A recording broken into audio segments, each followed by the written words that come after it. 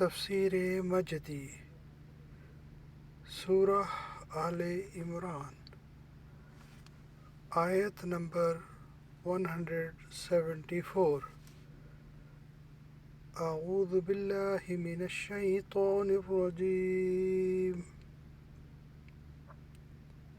بسم اللہ الرحمن الرحیم فانقلبوا بنعمة من الله وفضل لم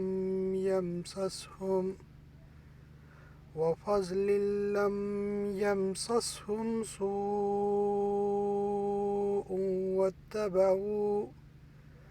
واتبعوا رضوان الله والله ذو فضل عظیم۔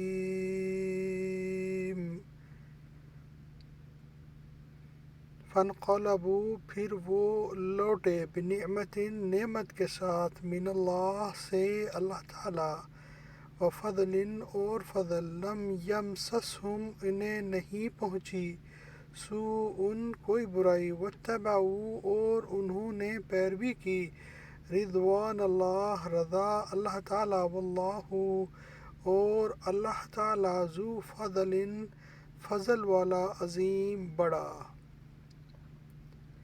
سو یہ لوگ اللہ کے انعام اور فضل کے ساتھ واپس آئے کہ انہیں کوئی ناگواری نہ پیش آئی، اور یہ لوگ رضائے الہی کے تابع رہے اور اللہ تعالی بڑا فضل والا ہے، اور یہی رضائے الہی سرچشمہ ہے دنیاوی اور اخروی ہر قسم کے نفع اور راحت کا۔ فانقلبوا یعنی مقام بدر تک جا کر مسلمان واپس آئے۔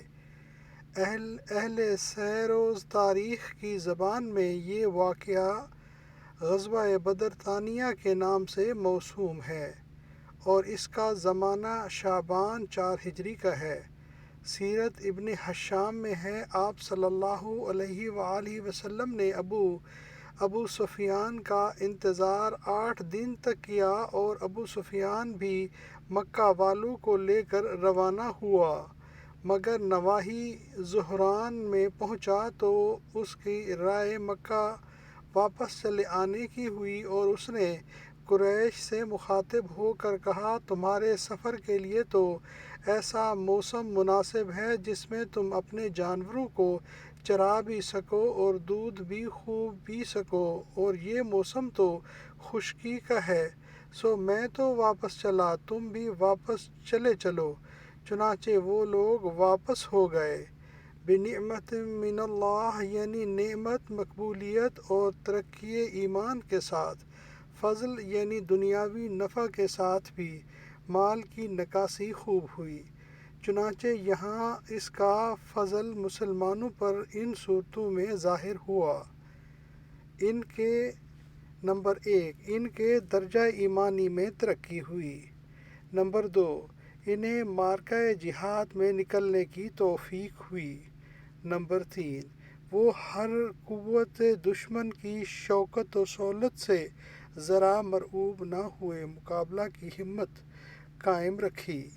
نمبر 4 مالی و تجارتی دنیاوی نفع حاصل ہوئے۔ نمبر 5 اجر عظیم کی بشارت ملی۔ صدق اللہ العظیم۔ اللہم صلی وسلم علی نبینا محمد و آل محمد۔